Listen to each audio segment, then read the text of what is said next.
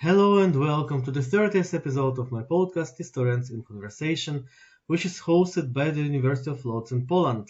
My name is Michael Green and my guest today is Dr. Edyta Gawron from the Jagiellonian University in Krakow.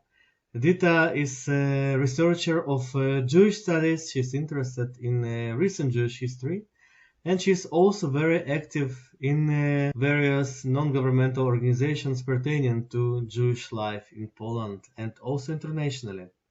I welcome Edyta to my podcast and I hope that you enjoy our conversation.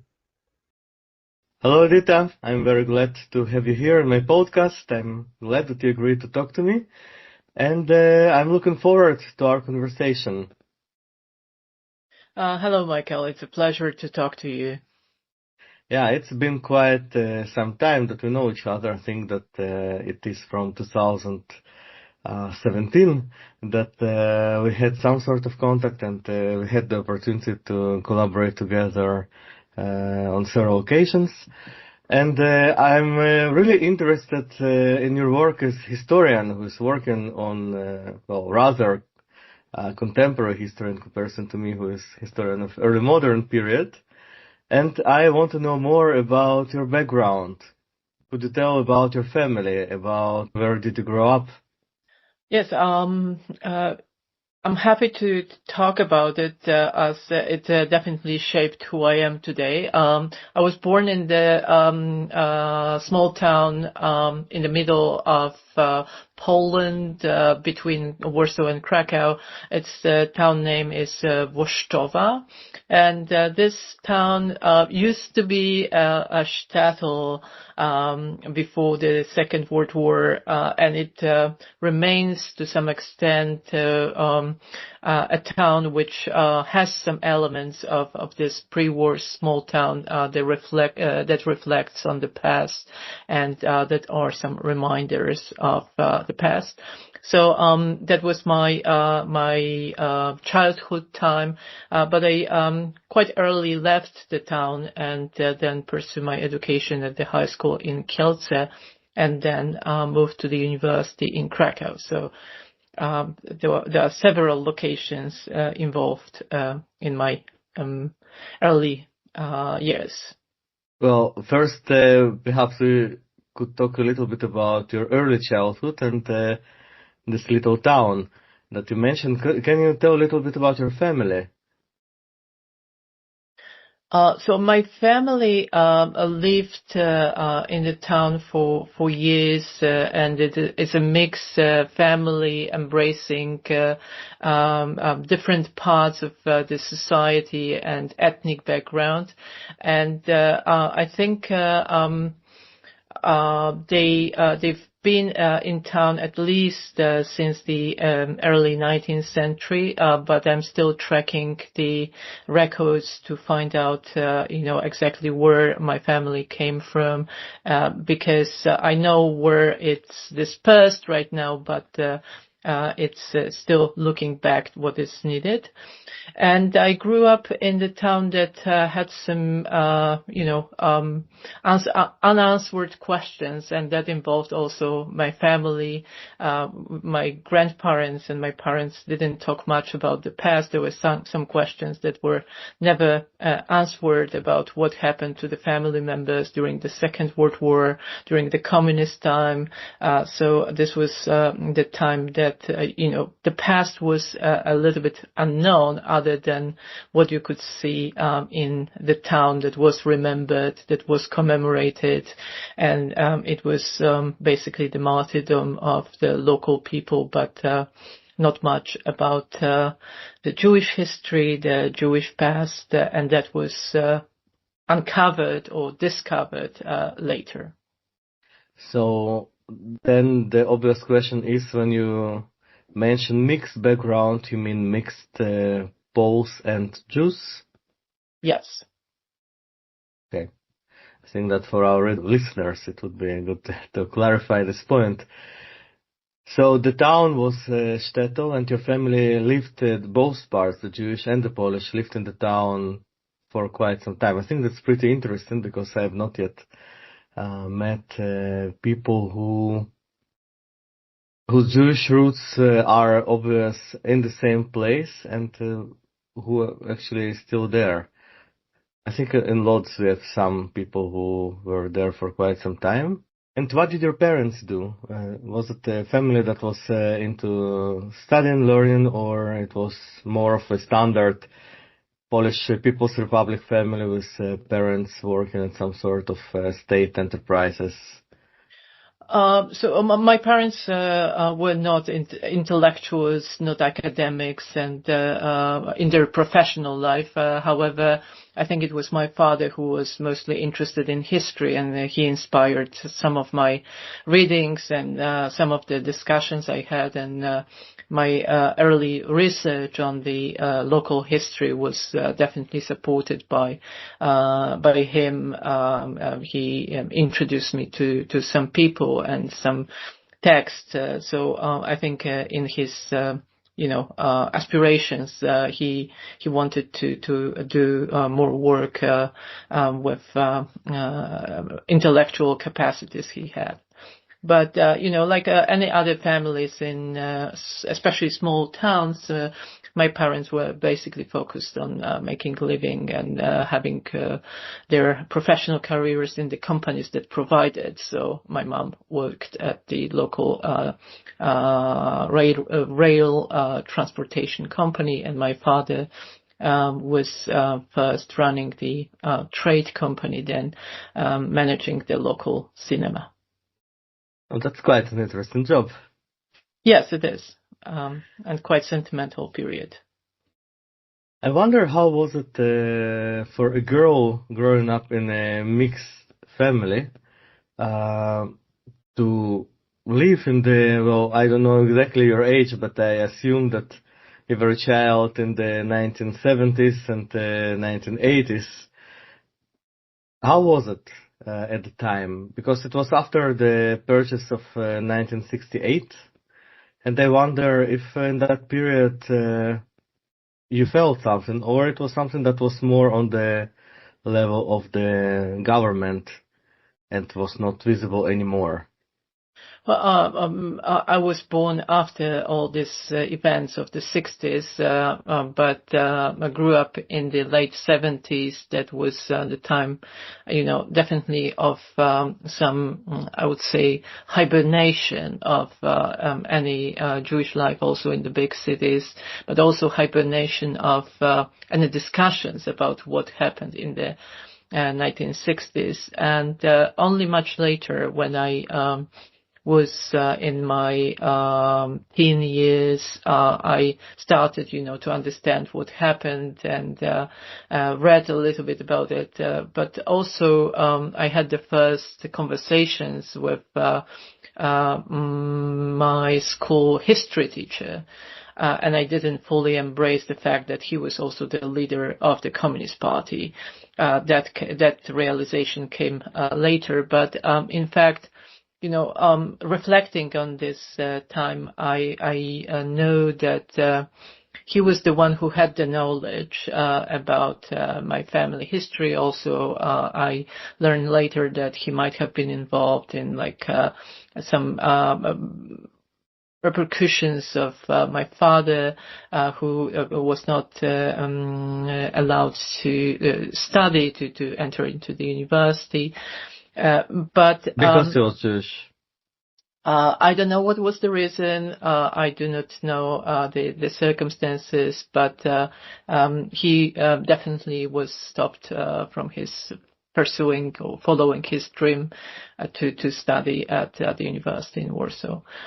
But getting back to the history teacher, he was the one who also reminded a young girl to always remember my family history and to always remember where I come from. And I remember these words clearly, and I very often reflect on what he could mean at that time and why he was telling it to me as the farewell words when he was leaving the school. This is quite interesting. On the one hand, he perhaps was the persecutor. On the other hand, he was the one who promoted you to think about your past. Well, Yes. It was fascinating, to later on reflect on this encounter and to know it. I think that maybe for the context for our listeners, I should mention that the prevention of Jews from getting into higher education was quite spread in the Soviet times, and in my own family, my grandmother was prevented in such a way to go to university in Kiev. Mm-hmm. And later my mother could not get into university in Kiev, and she had to study in different places before she finally managed to finish the Kiev Polytechnical University. But she was never allowed to get into science, even though she was invited. But once they discovered that she's Jewish, they said, "Oh, well, you understand, we cannot have you here." It was already in 1986, but the times there didn't really change up until the collapse of the Soviet Union. So... Yes, yeah. And this was not the only limitation. I mean, there were others, especially if you lived in Poland or any other country of the Soviet bloc, having relatives living abroad also meant some problems, or at least limitations to communication and traveling to visit. So that was something else. So as a girl, you were interested to some extent in family history and the history of your surroundings, but what did you read? What was fascinating for you to read about? That's an interesting question. I never looked back that clearly to reflect on what I was reading. And I have to say, especially for those who do not know the reality of the communist time, that back then we were reading basically what was available. Unless you were lucky to be born in the family with the huge family library, your chances of getting new books were limited to your friends, your relatives, or the public library, which as you can imagine, had the limited catalog, and this catalog was also censored after especially 1960s. So I was reading whatever was available, but definitely a lot of history, and I was interested in history, geography, and mathematics. So that was one of the fields that I really advanced during the school years. And I think the historical reading that I had mostly were the books that my father had at home. So about the 20th century Polish history, some books that were published in the, as we call it, drugi obieg, which is like the underground or publications from the 1980s, published by Solidarity movement related print shops, and they were in the circulation, basically out of the legal system or formal distribution. What about the classics like Dumas, like Drion? Not so much. No, at least not the Western classics. More all the Polish literature. Again, what was available in Polish and in the small town libraries. So I was reading what was mostly the local Polish literature from all kind of centuries, and only later on I started to read a little bit more. But that's like another period. And then you reach the end of school. A girl from, well, a small town and a family that was working, well, doing what most people, as you rightly mentioned, did in the Soviet or communistic times, trying to survive and provide for a living. Mm-hmm. And what options did you have before yourself? What could you do? Mm-hmm. So I was, I think, lucky because in my late years of the primary school, I was really focused on, studying, and I loved learning new things, and I was good at history, geography, physics, and mathematics, and I took part in some local contest competitions that were organized for the schools in the region. And I was one of the finalists of the math competition, so that opened me the doors to any high school I wanted to choose within the region, and I chose what was considered to be the best one with high level of science and mathematics in particular, and that's how I continue my education. Otherwise, I would probably stay in my town and attend the gymnasium or lyceum there. But having the options to choose the school, I made a choice to pick up the best. And where was it? It was in Kielce.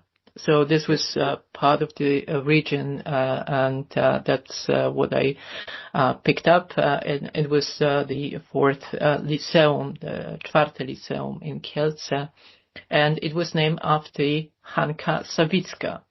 And some of people who are interested in the history of Poland would know that she was the communist of Jewish background, but her Jewish background was never mentioned.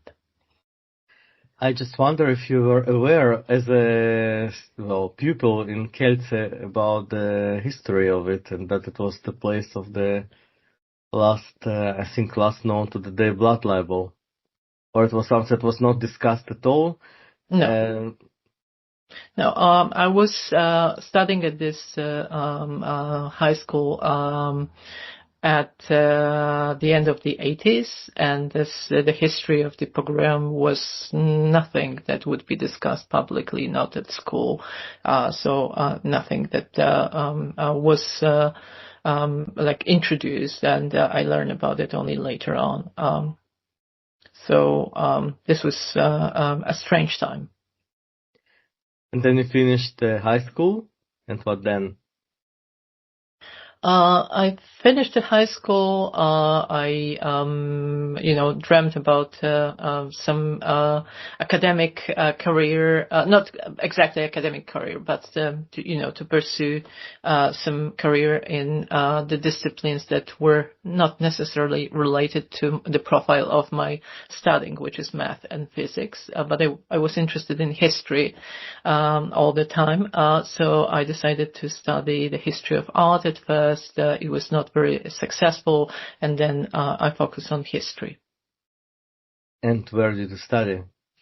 So my next step was to Krakow, and I always wanted to choose between either Warsaw, Łódź, or Krakow, and Krakow was the winner. So I decided to study history at the Jagiellonian University, and once the decision was made and I applied, I was happy to be accepted, and also have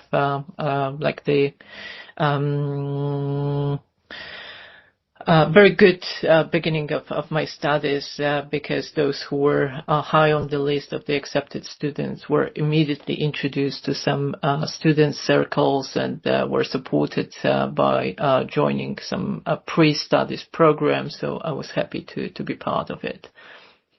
And this was general history, just to be clear.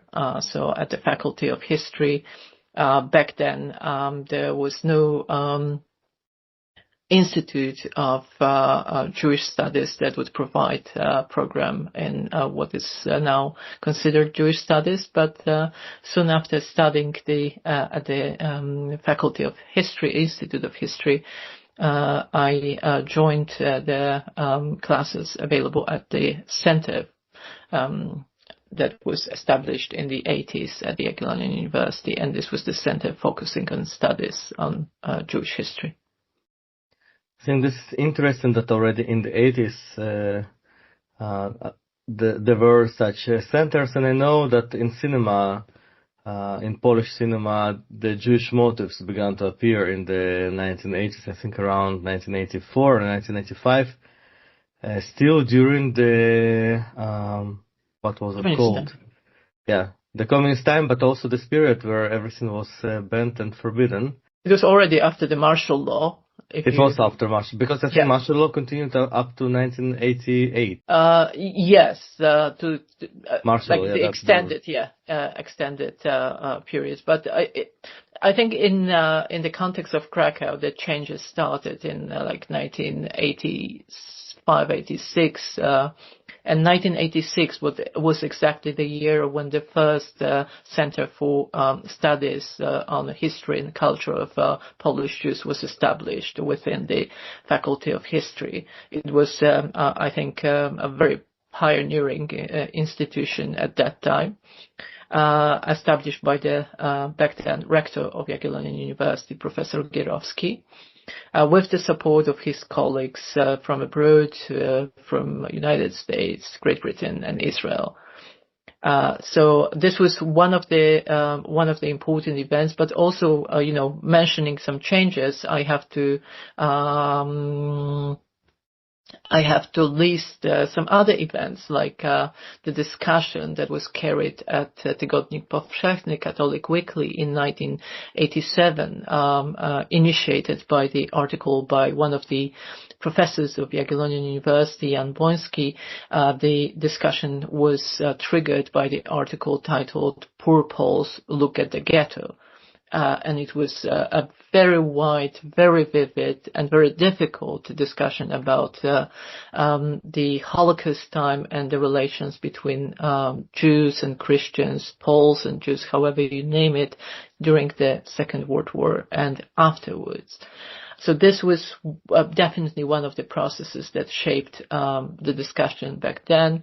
The next one would be the Jewish Culture Festival that was initiated in 1988, so a year later. And it was also quite early, still during the communist time, when the first intellectuals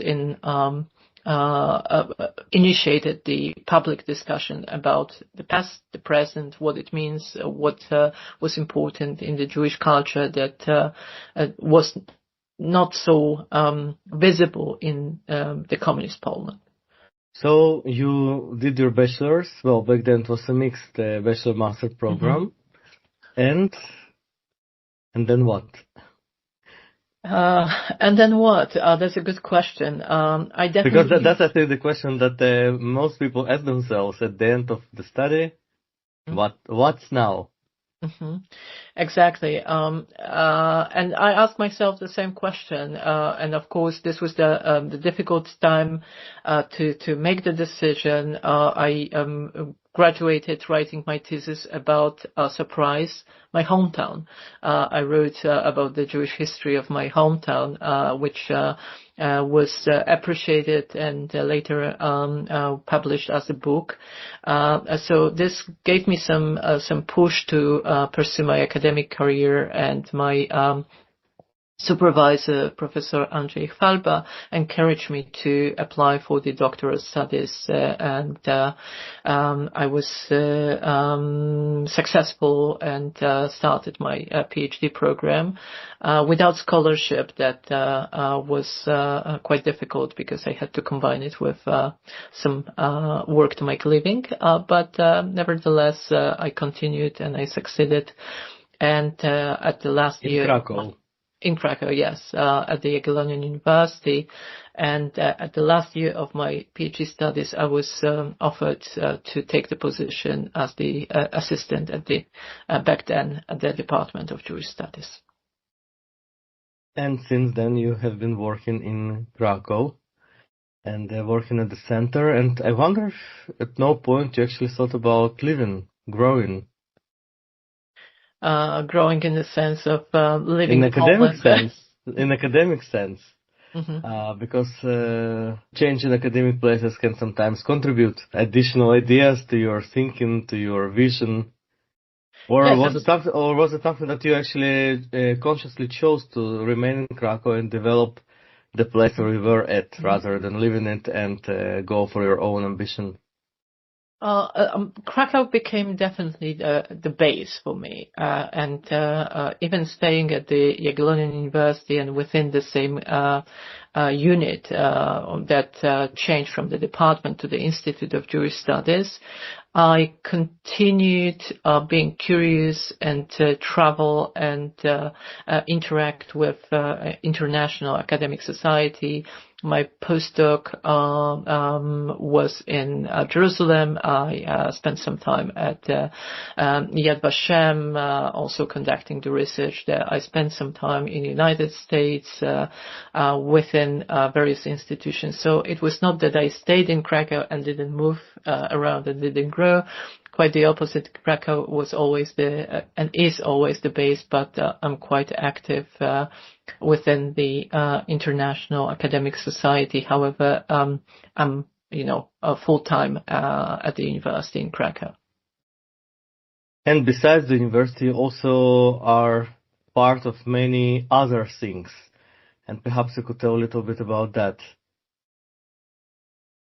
Yes, I think since my early time at the university, I was aware that academic career or academic work is important, but I was also very involved in what I called the distribution of knowledge, which is not only educating people at the school age, but also sharing the outcome of the newest research with various circles, various groups, adults, professionals, students, but also local communities that are very often not aware that the new research enlightening their past has been published.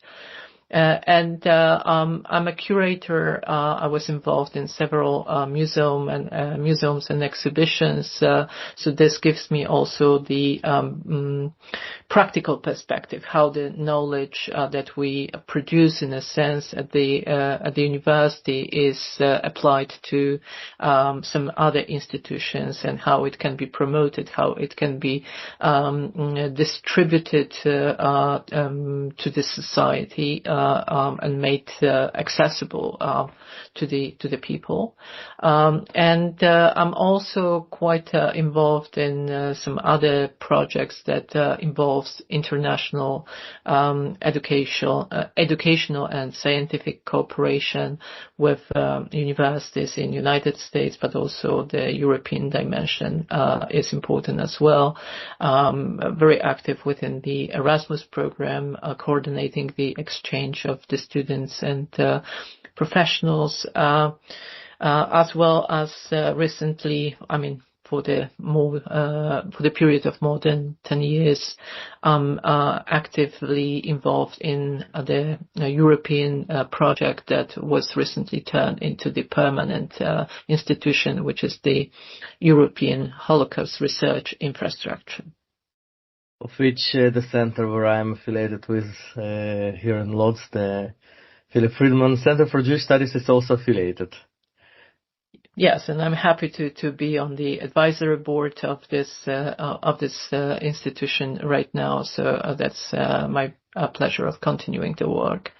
But I'm also very devoted to the institution based in Krakow, Galicia Jewish Museum, being again on the board of the foundation that runs it, and I see how important the initiatives such as this museum are in the current situation. If I ask you in one word, what was or what is your motivation to engage with history? I think I will use two words, because one is not enough, and two is also not enough, but I will manage it better. I think curiosity and responsibility. So you feel responsible for bringing the knowledge out there to the people, and in your case, about the Jewish history. Yes. Absolutely. So this is the responsibility, the feeling of responsibility to bring the knowledge, to fight ignorance and distortion, and to enter any discussion with the power of knowledge, because the power of ignorance, it's dominating many discussions. So I think we have to contradict it with the knowledge, with the dispute, the discussion based on facts, not just imagined or distorted information. How do you contradict this when it seems sometimes nowadays people don't really care about facts or knowledge and are guided by emotions, by images, by sounds, videos, very short videos? Yes, I think it's nowadays with the advancement of technology, it's much more difficult to compete when we want to promote certain knowledge, especially the historical knowledge. It's different with the knowledge in the field of, let's say, science or AI. But when it comes to history, it's difficult to compete with all these channels of communications that provide short movies, short videos, short TikToks. But nevertheless, I think we and I mean historians, educators, scholars, we are responsible for making the knowledge, historical knowledge, accessible.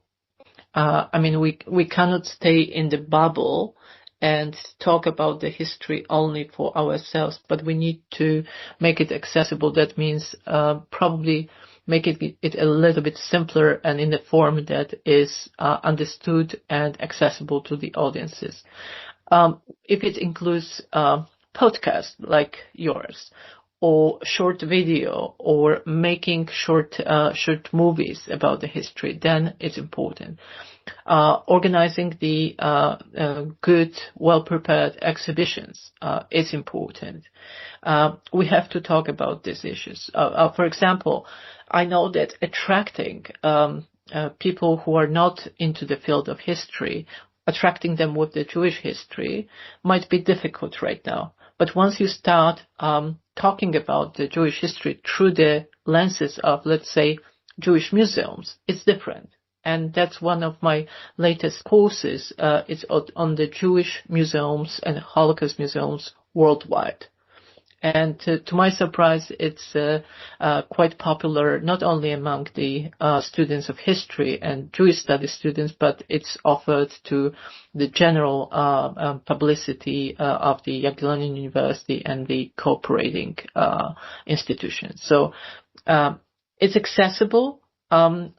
Another factor or another element that should be taken into consideration is the language.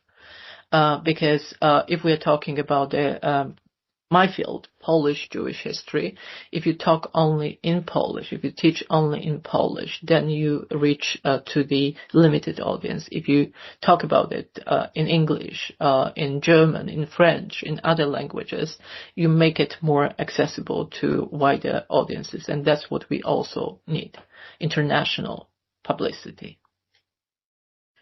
And I'm glad that you agreed to speak to me in English for the broader international audience. You know, I usually don't mention in this podcast any current events, and I don't want to get in details of those events, but I wonder how it is now to work in a Jewish context when there is so much going on in the public sphere related to this content. Related to Jewish history, related to the Jewish state. And I think that it is something that everyone is expecting you in a way to say something that would be condemning on one side and supporting on the other. But do you think that that's actually the right thing to do? That we, people who work in the field, should be doing this? Is it our task? It is our task. I use the word responsibility, and with the knowledge comes responsibility. So I think it's our task, knowing the field, having the knowledge of the current history to share it, especially if you see how the history is being manipulated, how the history is being distorted, how the history is being used for political reasons without proper introduction. So I think as historians, as scholars, we are obliged to some extent to react, to respond, and to take part in the debate, if the debate is possible. But sometimes it's really difficult to have the debate when the channels of information are one-sided, or they are not allowing any voices from outside, especially from academic circles. But being at the university, being in the world of academia, I think we should at least react when the knowledge is being misused, when it's being manipulated within the academic circles. When I was asking the question about ambition and going beyond Krakow, I was thinking about the purely academic side of it. But now, having heard your reply to that question and the recent ones, I actually realized something, that in fact you have achieved quite a lot. Not only domestically, but also internationally. And I think that personally, that's my opinion, that your impact on things is very important. And it's great that there is a person like you who is engaged in Jewish history, in current situation of Jewish history in Poland and abroad. And so thank you for that. Thank you. And I'm not the only one. I always say it takes a village to change the situation, and the colleagues and friends who are supportive. So I'm very grateful for that. What would be your advice or maybe guidance for those who were interested in Jewish history and considered engaging with Jewish history, studying it, but after the 7th of October are no longer sure that they want to do that? Not because of personal conviction that it's not interesting, but because the situation around Jewish people, Jewish studies, Jewish history became so tense. I can say the same. What I would like someone else to tell me years ago is like, follow your interest, follow your genuine interest, and follow your dream of studying certain field, and do not look always at what is happening, because in this case, if there are so many challenges, it means that the field is also an active field there will be a lot of work in the field of Jewish studies because of what has happened recently, before and after October the 7th. And we need specialists. We need people to do research on it. So there is a lot of work in the field. And if you're serious about the research you want to do, the studies you want to continue, I think join the programs in Jewish studies. And you can count on the support from the universities where the Jewish studies are still in place. And I have to emphasize it that the challenges of the current political situation, social situation, are not denying the need of Jewish studies. And I hope that Jewish studies will be available for those who are interested and want to join us. And I have colleagues in internationally, but especially colleagues in the United States, and they keep repeating that Poland is like ground zero for Jewish studies to some extent. So I believe that we'll have a lot of work all the time. Thank you very much for this very open and fascinating conversation that we had today. Thank you.